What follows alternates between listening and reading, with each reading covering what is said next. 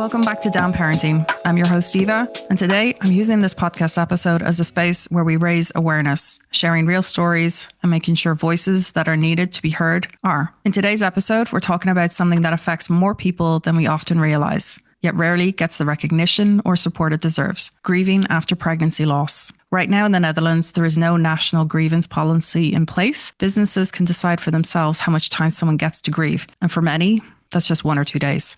But that's finally starting to change. A new policy is currently in the works with a starting point of 24 weeks of pregnancy. But what about before those 24 weeks? What about early pregnancy loss? What about miscarriage and all the complex layers of grief that come with it?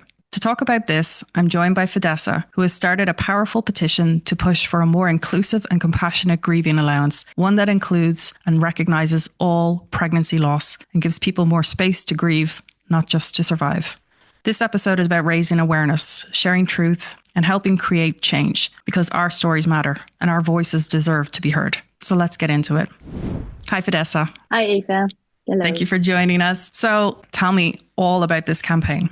So thank you, first of all, for giving this petition a stage. So the petition calls for official paid leave for parents in the Netherlands who go through miscarriage or stillbirth before 24 weeks of pregnancy. And good to mention, I co-founded this petition with former obstetrics doctor Renee Out. And she also helps women after their miscarriage or abortion to recover mentally. Yeah, as you said, currently there is no specific leave for this type of loss. And it's really weird because 1 in 4 women experience a miscarriage. So that are a lot of employees in a company. So if it happens before 24 weeks of pregnancy loss, parents are expected to take sick leave instead.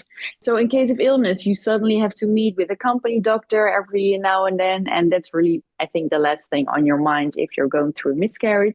And it can also feel very unfair because your loss isn't really recognized and you're expected to move on quickly and you feel the pressure from your employer. So yeah, you're physically and emotionally recovering, but most of all, you're mourning. I have an example of a woman who reacted to the petition on LinkedIn, and she said she gave birth to her daughter at 17 weeks, and she had already given her baby a name, and it had arms and legs and everything was there. And still she got a call from the UWV asking whether she was really sick. And I mean, that feels like an insult to your grief. So with this petition, we want to make sure everyone has equal time and space to grieve and recover without needing to rely on luck or generous employers. That's heartbreaking. Yeah. So tell us, why are you doing this now?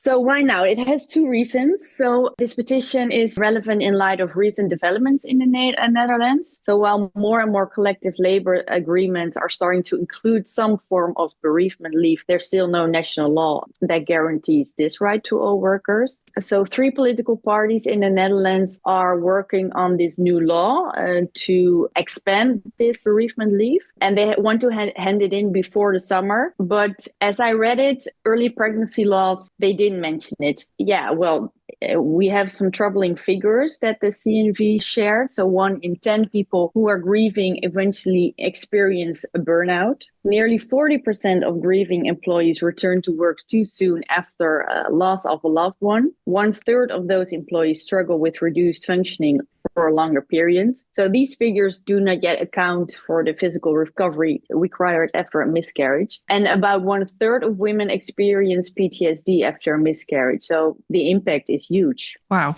And you said there it's going to be before the summer holidays for the politicians. So is there a deadline? No, there isn't a deadline, but I think if you take into account the summer break, etc., that next month in June, I want to hand it in. And if you have 40,000 signings, you can hand it in officially. I mean, then political parties are obliged to look into it. Maybe that's a bit ambitious, but I'm still figuring out if there are informal ways or alternative routes to hand it in and also to raise awareness. And also good to mention is that this petition follows a new law that has been introduced in the UK last month. And this new law is starting in 2026, and that entails that both mothers and their partners will have the right for 2 weeks of paid leave after a miscarriage. So I think that's a good example for the Netherlands. Excellent example. Normally the Netherlands are leading the way with social justice. And here, I think in 2025, trying to just even step in from grievance allowance is actually quite late. So yeah.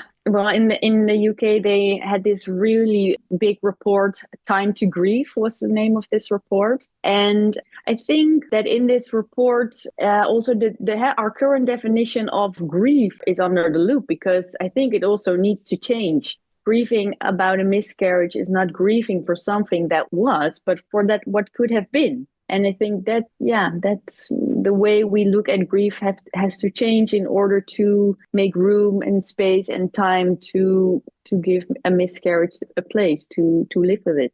So how can our listeners partake in this? Where are we sending them to? Everything will be in the show notes for sure, but tell us about the petition, the name of the website and what they're meant to do. Yeah, so the name of the petition in Dutch is Geef 2 weken wettelijk rouwverlof na vroeg verlies in de zwangerschap. So translated, give 2 weeks of official grief leave after early loss in the pregnancy. The petition is on petities.nl. You fill in your name, your email address, and your place of living. And after that, you receive an email from petities.nl to validate your signature. And then you also have the option to sign it anonymously. So you're not obliged to show your name. You can also choose for the anonymous option. I think that's really great for people to know. So when you sign it, please go and check your email so it's not in your spam or your junk file. This is something that I'm asking for anyone listening to this episode. Please click on the show notes or on our Instagram or on our LinkedIn, wherever you're going to be looking or listening to this. Click on that, sign it in, share it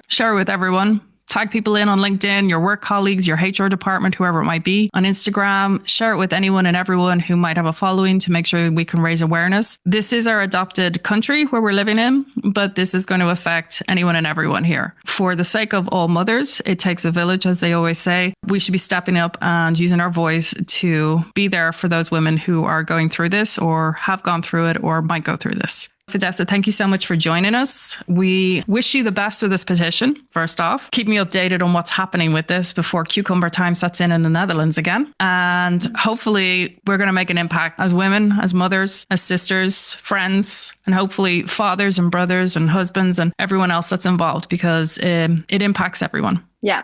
Thank you so much, Eva, for giving me the time and space. And like, as you said, it affects everyone, not only women, but everyone. So we should work on this with everyone. Thank you so much. Thank you.